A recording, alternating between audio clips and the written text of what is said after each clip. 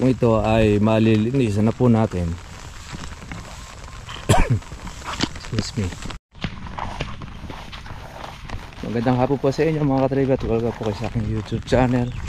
Ngayon po dito lulusong po tayo sa ating kalamansian sa tabing ilog. Saan po eto't maulan pong panahon. Kaya tayo po ay nagpayo. Ito siguro po yung habagat. Kanina po ay bumuhos po yung ulan. Alas 2 po ng hapon. Ngayon ay pumipitas po yung ating kapitbahay. Tayo naman po ay tatanggal pa rin po ng ating baging para po sa ating kalamansi.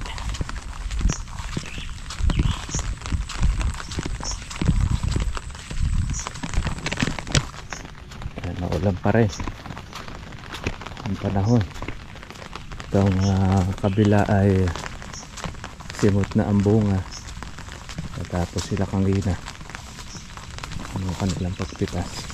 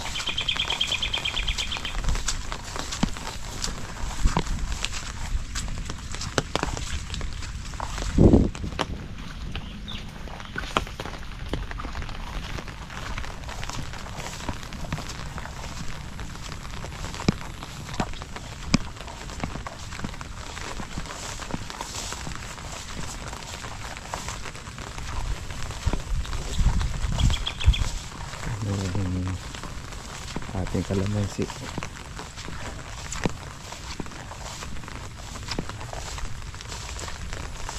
Ating natanggalan po ng baging kanina. Ito na sila ngayon. Dahil pang bulaklak. Ito.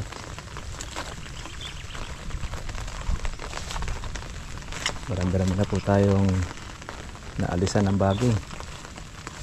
Nakakatribya. Ating nalinisan na. Ito pa.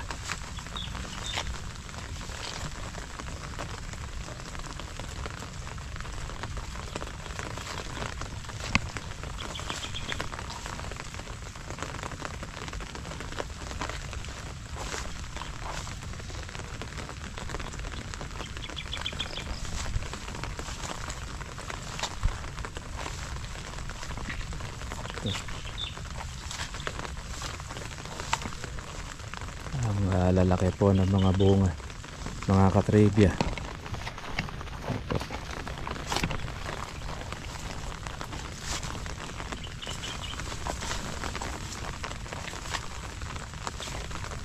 Lalo na po yung reject, lalaki po nila. Pero pare po sila mga bulaklak.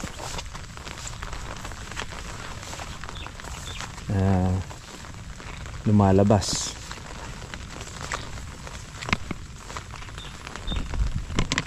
Kapag po talaga mga tribe po umuulan, napaka lakas pong mag-imbak ng tubig ang kalamansi.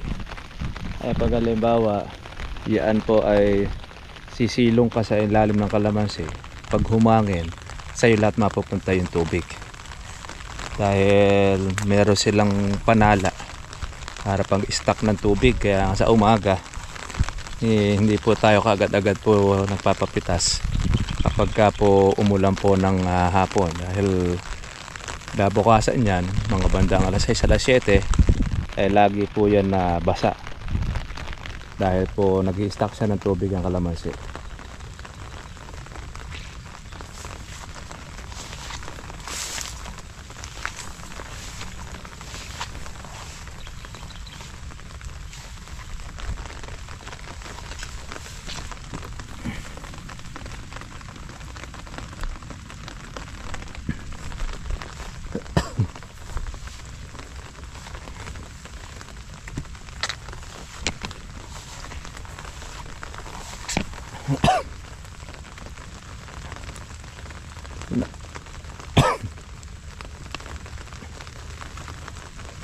Kung ito ay malilinis na po natin,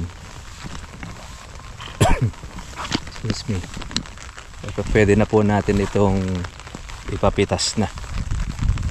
Kaya lang hindi pa rin pa natin ngayon matapos dahil tatanggal pa rin po tayo ng ating bagging. Kaya ayan, hindi na rin po natin makuha po na isa-isa pong alisin. Pinuputol na lang muna po natin para may handa na po sa pagpitas ng ating kalamansi.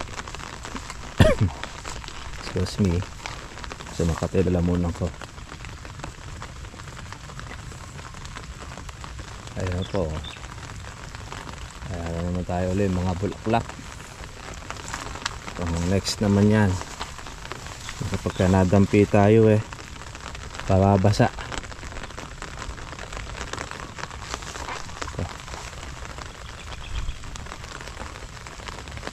Lumatag na ang kalamansi natin, 2 taong mahigit. Ito na siya. Yan. Ito pa po yung ating tatanggalan pa ng bagging. Ito, nakakasyam na bag po ang ating napitas dito, pero yung pong natira ay malalaki na naman po muli. Dahil pong bulaklak nakabukat na yung mga bulaklak natin.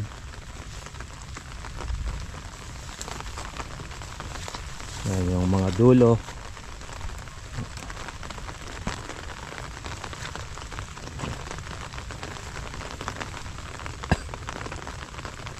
Yan na yung mga matataas po na sanga, may bulaklak din. So, kaya masarap pong pitasin mga katribya. Pagka po ganito po siyang makapal, lalo na kapag po malalaki. Ayan. Kaya lang, siyempre, hindi na po natin ito paabutin po ng mga 1 linggo. Mga ilang siguro araw lang ang pararaanin natin para hindi po maging reject. Dahil pagka ito po dinelay na po natin, tutusukin na rin po siya ng mga patakte. Yun naman po ang magiging reject sa ating kalamansi. Yung po presyo po natin na ito, swerte natin kung abutan siya ng 1,000 o wala man 1,000, okay pa rin dahil dumoble laki ng kalamansi natin. Kumbaga sa kalamansi natin na dati kasi pagka po 1,000, maliliit po ang bunga, parang halos gaholin, talaki ng konti sa holen. Ito sa atin halos puro mga uno, kaya sulit ito pag atin po napitas dahil inabutan po ng pagmamahal. Kaya swerte na rin natin itong bata natin dahil ngayon ay umahataw na. Dito na po natin mga katribya na kung saan ay unti-unti pong maitataguyod yun pong ating pong pinuhunan o ginastos dito. Actually, meron naman tayo mga napipitas dito pa ilan-ilang red bag, pero yung makakagulpi ka ng pagpitas na marami ngayon na yan. Yan ang po ang umpisa, 2 taong mahigit para po doon sa ating kalamansi. Siyempre, linis-linis muna tayo na ating bagging. Tanggal-tanggal muna tayo mga katribya. Kaya sa pagkakalamansi, wag lang po tayong maiinip. Magiging ganito rin po ang kalamansi po ninyo.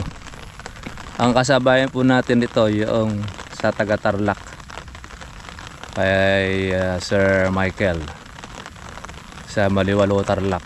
Yung kanya rin po ay malalaki na rin. Kaya lang syempre hindi lang po talaga gaano pong alalaki itong sa atin dahil lupain kasi itong sa ating katribya po ay bukirin. Kaya mayroong pagkakataon sa mga parte po na mababa ay nababansot po ang kalamansi. Pero pagka yung lupain naman, gumaganda naman po ang kalamansi niya. Meron siya mga parte na matataas at magaganda po naman ang mga puno. Ito naman sa atin ay halos meron din parte po na maliliit. may parte din naman po siya na maganda. Pero ito, mas malabong ito kumpara po natin doon sa isa ko pong kalamansi doon sa harapan. Nauna lang po ito ng isang buwan o ilang araw mula po ng pagkatanim. Sumunod po doon yung ating doon na po sa harapan po ng bahay na nanay. Kaya ito na po mga katribya, magaganda na po yung bulas ng ating kalamansi. At syempre, pati rin po yung bagay, maganda na rin, tumaba na. Kaya yan po naman ang ating kakawiti na aalisin. Yan po ang ating mga naalisan na po ng bagay, ang ganda na po niya. Yan po ang isa na ating pong trabaho na hindi po nawawala sa ating pong pagkakalamansi. Ito pala yung isa natin tinukuran na kuha na yung namatay na, bumigay dahil sa dami ng bunga. Okay.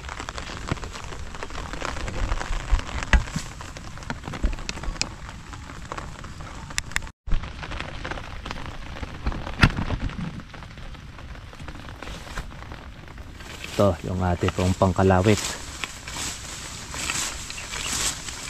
Yung ating kalawit kamatayan nahiram, hindi na bumalik. Ito ngayon ang gamit natin, ang panggapas, ginagamit ng mga gumagapas dati ng palay.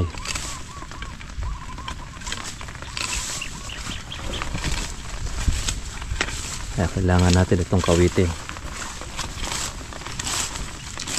Hindi natin ito kinawit gagapang sa ating kalamansi. Yan ang gumagapang, kaya gumugubat.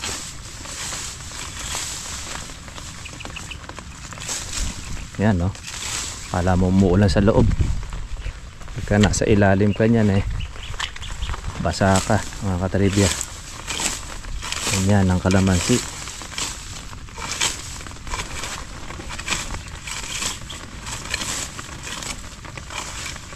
Tsaga-tsaga lang tayo, umulan, umaraw, linis.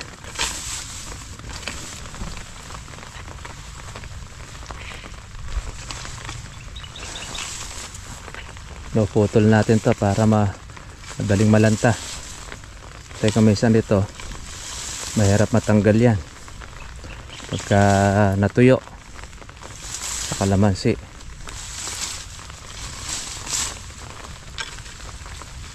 Iingatan lang natin para hindi madami po yung bulaklak,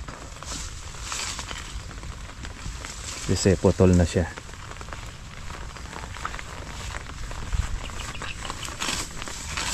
Ay, di rin natin ito ginagrass cutter ilalim ng kalamansi dahil ito meron tayong nasa ilalim na kalamansi, tatamaan at tatamaan yan. Pagitan po pwede natin siyang grass cutter.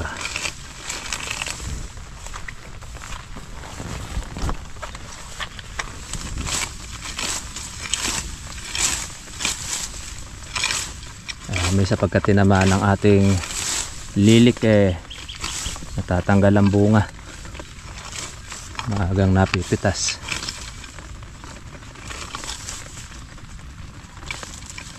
Nahanap natin yung pinakapuno ng baging. Kaya hindi kasi natanggal yan. Nakikita ninyo, nandiyan na naman uli.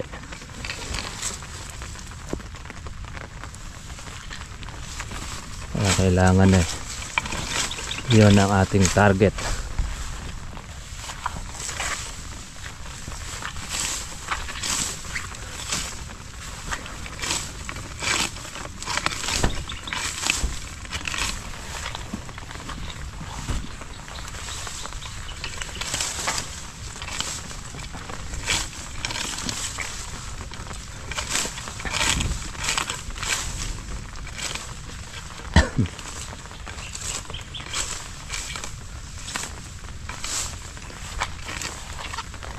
Ito.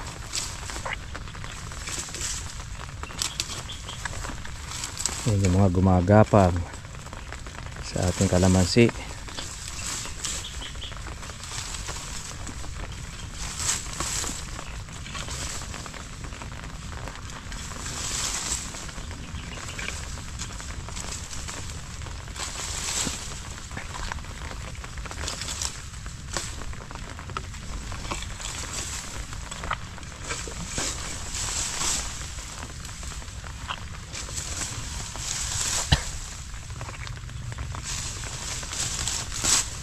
Inabutan ng ulan ng kapitbahay nating namimitas.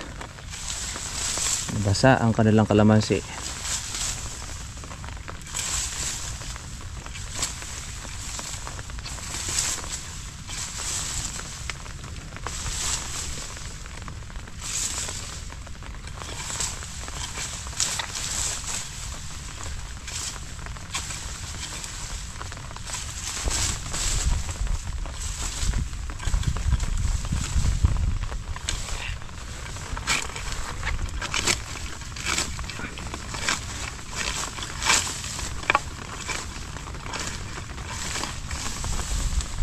Hey, isang puno na tayo.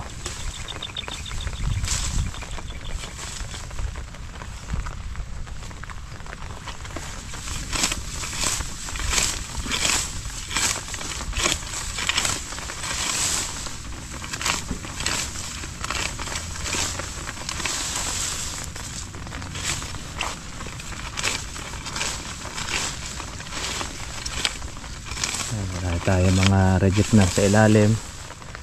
Ati pong pataba ng kalamansi.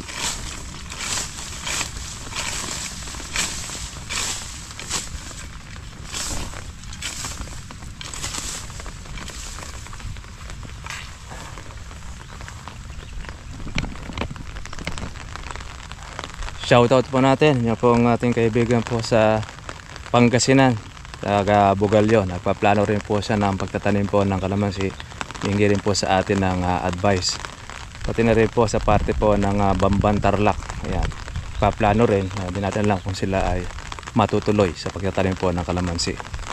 At yung ating pong bago sa taga Bicol naman, gusto rin niya pumasyal po sa atin para pumakita po yung farm at makapagtanong din po ukol din sa pag-aalaga ng kalamansi.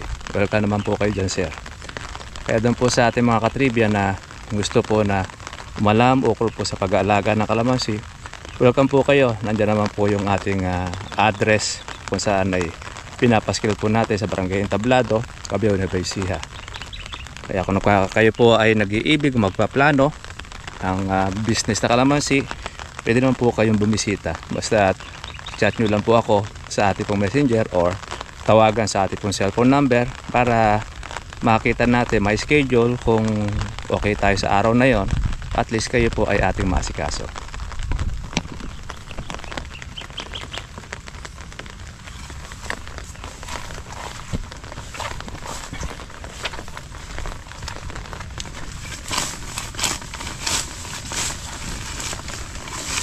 Kawit tayo.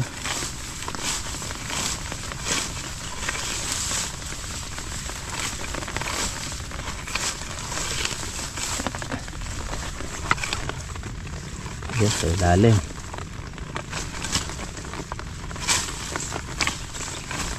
Ang baging.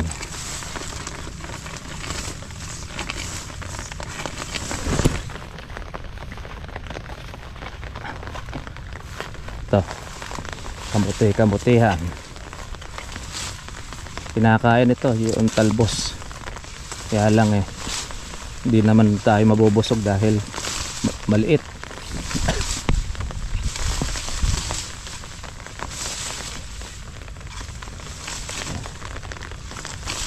Dali naman siyang kawitin, mga katribya.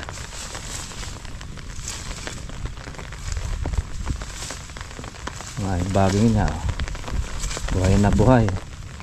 Kailangan yan yan yung mapatay, mabunot para hindi po pamarisan.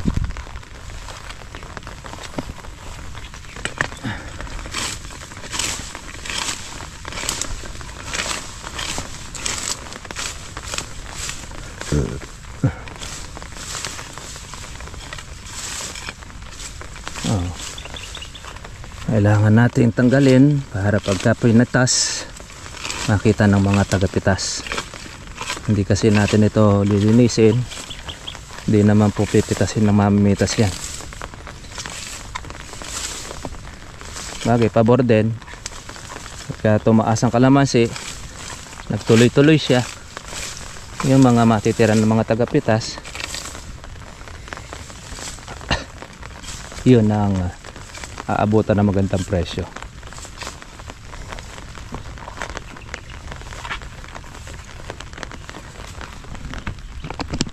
So mga katribya, ganyan po ang ating pagtatrabaho.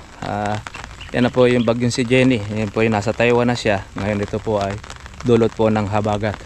Kaya tayo ngayon ay trabaho pa rin dahil marami pa po tayo tatanggalin pang baging dito po sa ating kalamansian. Pero ganun pa man, ito na po muli ang ating pong mga bulaklak.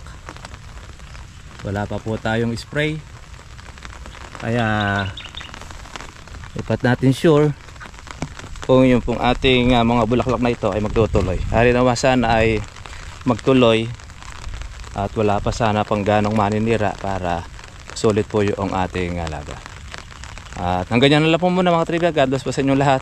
Kita lang po tayo bukas. Pasensya natin yung makati yung ating lalambunan. God bless po sa inyo lahat.